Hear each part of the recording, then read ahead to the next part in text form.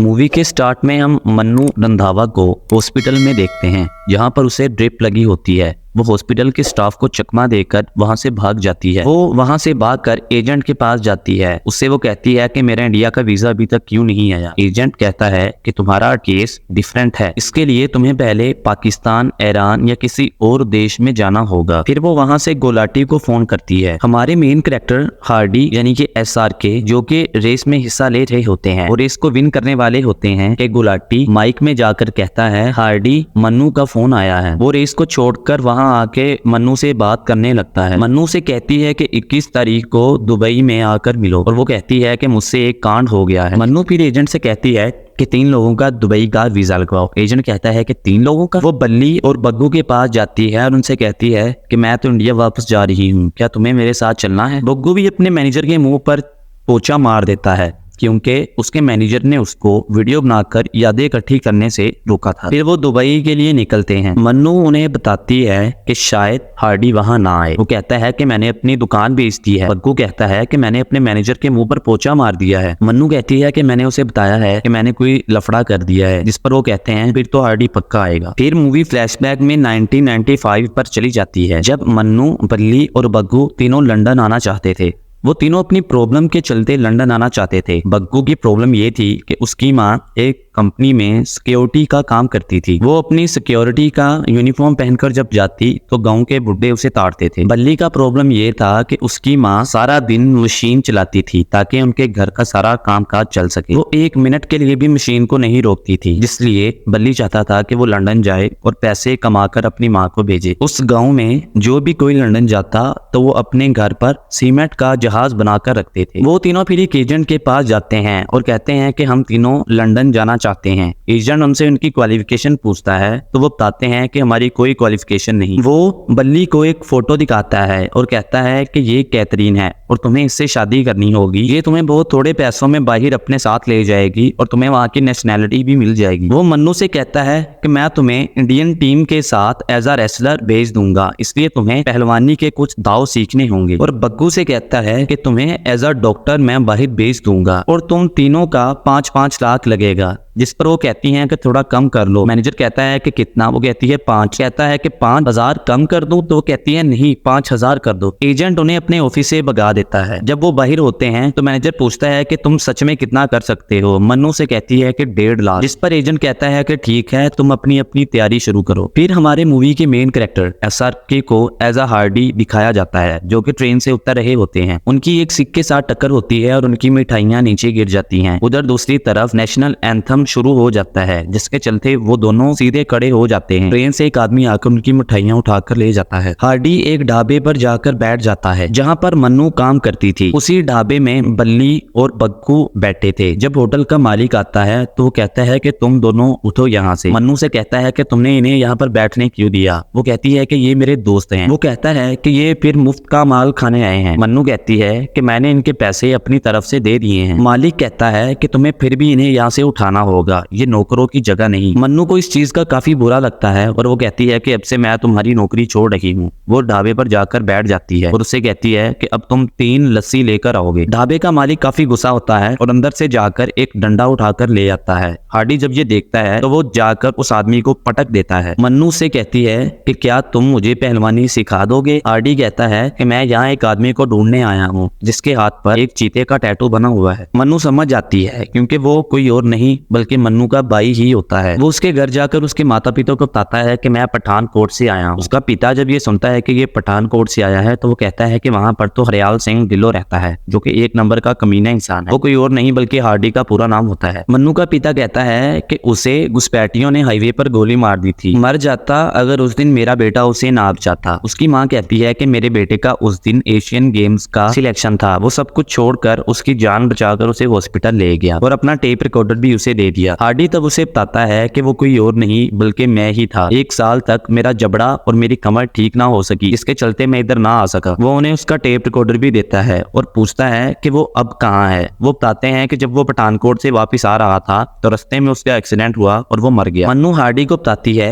कि ये सारी हवेली हमारी है, बिल्ला की नहीं। हम इसके कर्जे के नीचे इतना दब गए कि उसने हमारी तख्ती को भी उतार दिया। अगर मेरा भाई आज जिंदा होता तो वो पैसे कमाकर इसके मुंह पर मारता। अब मेरा एक ही सपना है कि मैं लंदन जाऊं और वहां पर जाकर इतने पैसे कमाऊं कि इस हवेली पर दोबारा से मेरे बाप के नाम की ही तख्ती हो। हार्डी उसकी फीलिंग्स को समझता है और कहता है कि अब मैं तुम्हें पहलवानी के कुछ दाव सिखा दूंगा। पहले तो हार्डी मन्नू को उठाकर नीचे फेंकता है, फिर उसे सिखाता है कि लोगों को भी इसी तरह उठाकर नीचे फेंको। कुछ दिन की ट्रेनिंग के बाद मन्नू भी हार्डी को उठाकर नीचे फेंकती है। फिर बग्गू अपनी डॉक्टरी का टेस्ट देने जाता है। वहां पर बैठा एक गोरा उसे पूछता है कि किडनीज कहाँ होती है। पहले तो वो दिल पर हाथ रखता है, स्टमक पर, और एट द एंड वो उस गलत जगह पर हाथ रख देता है, जिसे देखकर वहां पर बैठे सब लोग काफी हंसने लगते हैं और वो उसे रिजेक्ट कर देते हैं। बग्गू दूसरी तरफ मैरिज ब्यूरो पर जाता है। वहां पर काफी रश होता है। सबके हाथ में वही फोटो होती है जो बल्ली के पास भी होती है। सारे कहते हैं ये मेरी वाइफ है, ये मेरी वाइफ है। तभी वो समझ जाते हैं कि एजेंट ने उसके साथ धोखा किया है। जब वो उस शॉप पर जाते हैं जो एजेंट की थी, वहां पर कोई एजेंट नहीं होता। वो अपना सारा सामान उठाकर भाग गया होता है। बग्गू वहां पर सुसाइड करने की कोशिश करता है, लेकिन हार्डी कहता है कि हर चीज का हल होता है। बग्गू कहता है कि मैंने अपनी माँ की सारी जिंदगी की जमा पूंजी जो कि 1.5 लाख थी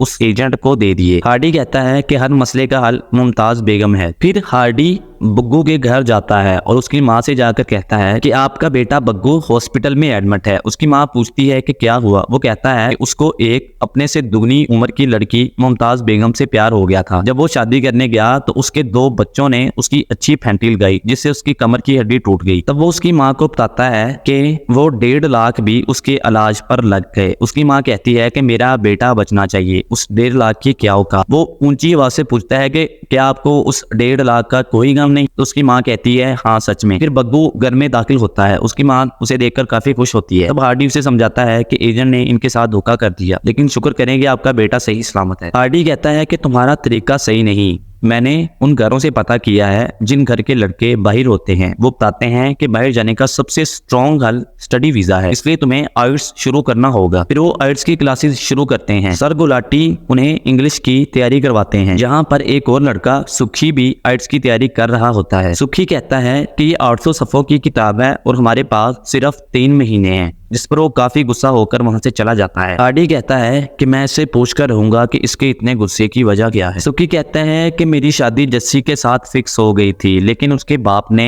एक लंदन के NRI बोने के साथ उसकी शादी कर दी। वो अब लंदन में होती है, लेकिन उसका पति उसे काफी मारता पीटता है। उसके कान का पर्दा तक उसने फाड़ दिया। हार्डी कहता है कि मैं तुम्हें भी लंदन भिजवा कर रखूंगा। फिर हार्डी बताता है कि मेरे साथ भी ऐसा ही हुआ है। मेरी भी शादी फिक्स हो गई थी, लेकिन मेरी दुल्हन को भी लंदन का NRI ही ले गया। फिर हार्डी उन्हें एक ट्रिक बताता है। वो उन्हें एक पैराग्राफ बता देता है और कहता है कि जिस बारे में भी पूछो उसमें इस लफ्ज को फिट करो और उन्हें बता दो, जो कि काफी वाहियात सा होता है। जब उनका आइट्स का टेस्ट होता है तो बल्ली के अलावा सभी फेल हो जाते हैं। बल्ली के घर में जश्न का माहौल होता है। वहां पर गुलाटी सर भी आते हैं और साथ में कैमरा भी लाते हैं। वो वहां पर वीडियो रिकॉर्ड करते हैं कि ये वो बच्चा है जिसने मुझसे आइट्स की तैयारी की थी। मेरे 90% स्टूडेंट पास होते हैं। तभी सुखी जो कि दारू पी रहा होता है वो सामने आता है और कहता है कि हमें भी दिखाओ, हम 99% वो हैं जो तुमसे पढ़कर फेल हुए, और उसके मुंह पर चप्पल दे मारता है। जब बल्ली जा रहा होता है तो मन्नू कहती है कि वहां जाकर सबसे पहले जस्सी से सुखी की बात करवाना। अगले दिन उसका सर आता है और कहता है कि तूने चप्पल तो मेरे मुंह पर मारी थी, लेकिन लगी वो मेरे दिल पर। अब तुम जरूर लंदन जाओगे, लेकिन डोंकी रूट के जरिए, डंकी प्रोसेस के जरिए। दूसरी तरफ PCO पर बल्ली का फोन भी आ जाता है। सुखी जब बात करता है तो बल्ली बताता है कि तुमसे पहले तुम्हारे फेल होने की खबर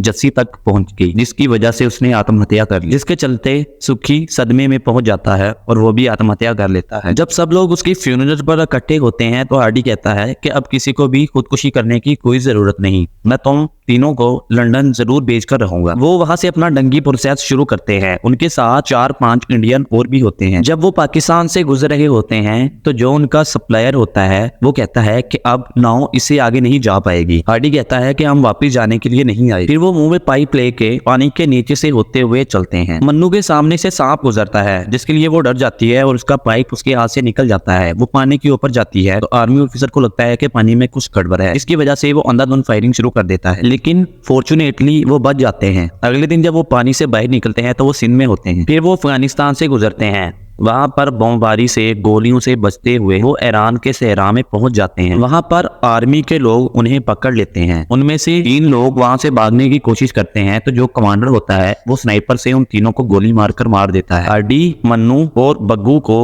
वो होस्टेज बना लेते हैं। कमांडर मन्नू को अपने कमरे में बुलाता है वो जाने से इनकार करती है तो हार्डी खुद उठाकर उसे वहां ले जाता है और मौका देखते ही उस कमांडर को मार देता है। फिर वो बाकी दोनों आर्मी को भी मारकर खुद को उनसे छुड़वा लेता है। वो काफी मुश्किलात का सामना करते हैं। जब भी वो डीमोटिवेट होने लगते हैं तो हार्डी उन्हें बल्ली की फोटो दिखाता है। वहां जाकर उसने नया घर और नई कार तक खरीद ली। वो शदीद सर्दी, सहरा और शदीद गर्मी से गुजरकर एट द एंड लंदन पहुंच जाते हैं। वो एक गाड़ी की सीट, उसके सलेंसर वाली जगह और इंजन वाली जगह पर बैठकर लंदन पहुंच जाते हैं। वहां पर जाकर वो गोरे से पूछते हैं कि हम इस वक्त कहाँ हैं। वो बताता है कि तुम लंदन पहुंच चुके हो। बग्गू वहां पर चिल्ला देता है और कहता है कि बल्ली यहाँ आकर बड़ा आदमी बन गया। उन्होंने बल्ली का पुतला तक बना दिया। जब वो तीनों से देख रहे होते हैं तो वो समझ जाते हैं कि ये बल्ली है। बल्ली फिर उन्हें अपने साथ अपने घर ले जाता है, जहाँ पर एक कमरे में 20 से 25 लोग रह रहे होते हैं। वो सारे डोंकर्स होते हैं। हार्डी उससे पूछता है कि तुम्हारा घर और गाड़ी किधर है जो तस्वीरें तुमने हमें भेजी थी। बल्ली कहता है कि ये सब तो मैंने अपनी माँ को खुश करने के लिए भेजा था। रात के वक्त पुलिस उन पर हमला कर देती है।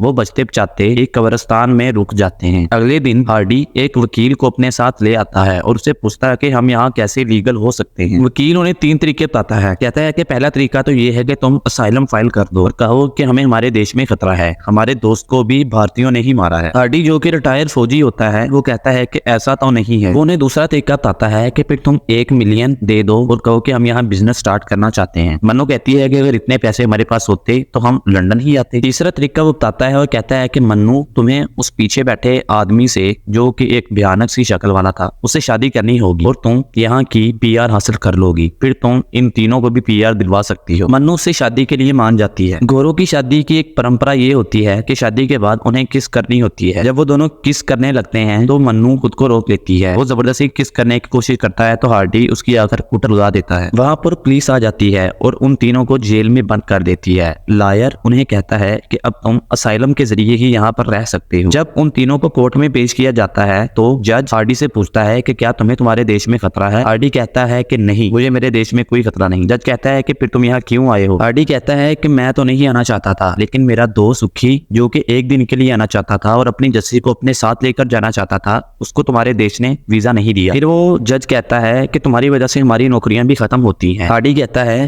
कि हमारी वजह से नौकरियां कैसे खत्म हो सकती हैं, जितने हमारे लोग इधर रहेंगे उसकी वजह से उतने ही बार बार खाने के ढाबे वगैरह भी लगेंगे। जज उससे आखिरी बार कहता है कि तुम्हें यहाँ रहने के लिए सिर्फ एक दफा ये कहना होगा कि मुझे मेरे देश में खतरा है, लेकिन हार्डी मना कर देता है। फिर वो नोट करवाता है कि तुम्हें इस देश से डिपोर्ट कर दिया जाएगा। लेकिन मन्नू, बल्ली और बग्गू तीनों असाइलम के जरिए उस देश में रहने लगते हैं। फिर मूवी प्रेजेंट डे पर शिफ्ट होती है। वो तीनों दुबई पहुंच जाते हैं। मन्नू उसे कहती है कि अब हम तीनों इंडिया वापस जाना चाहते हैं। हार्डी कहता है कि फिर 25 साल क्यों लगा दिए। मन्नू से कहती है कि हमारा केस डिफरेंट है, हमने असाइलम लिया था जिसकी वजह से वो देश मानता है कि हमें इंडिया में खतरा है, इसलिए हम इंडिया वापस नहीं जा सकते। फिर हार्डी दुबई के एक डंकर से मिलता है और उसे कहता है कि मैं अपने तीनों दोस्तों के साथ इंडिया जाना चाहता हूँ। हार्डी वहाँ पर गुलाटी सर को फोन करता है और उसे कुछ सामान मंगवा लेता है। वो सामान में इंडिया के कपड़े, पासपोर्ट और कुछ मोबाइल फोन मंगवाता है और उन तीनों से कहता है कि तुम तीनों अब ये इंडियन ड्रेस पहन लो। जब वो कंटेनर में बैठ रहे होते हैं तो एजेंट उनकी फोटो क्लिक करके पुलिस को सेंड कर देता है और उनके कंटेनर पर स्माइल का इमोजी भी बना देता है ताकि निशानी रहे कि इस कंटेनर में बैठे हैं। उसकी फोटो भी वो पुलिस को सेंड कर देता है। कंटेनर का ड्राइवर उनसे कहता है कि आराम से बैठे रहो, लंदन जाने के लिए पूरे 2 हफ्ते लगेंगे। इस पर बल्ली कहता है कि हमें लंदन वापस नहीं जाना। पुलिस उनके कंटेनर का पीछा करती है और उसे पकड़ लेती है। पुलिस वाला उनके सामान की तलाशी लेता है। हार्डी कहता है कि हम चारों लंदन जाना चाहते हैं, मैं इंडिया से हूँ। वो उन तीनों से पूछता है कि तुम कहाँ से हो। वो कहते हैं कि हम ब्रिटिश से हैं, जिस पर पुलिस वाला उन पर हंसता है और कहता है कि अगर तुम्हारे पास लंदन की सिटीजनशिप है तो तुम वहां से क्यों आए और क्यों वापस जाना चाहते हो। हार्डी उन्हें बताता है कि ये तीनों झूठ बोल रहे हैं, ये मेरे साथ लंदन रंकी के जरिए जाना चाहते हैं। पुलिस वाला कहता है कि फिर तुम मुझे अपने ब्रिटिश के पासपोर्ट दिखाओ अगर तुम्हारे पास लंदन की सिटीजनशिप है तो। हार्डी ने वो पासपोर्ट पहले ही जला दिए थे। फिर वो उनके फोन से फोन करता है।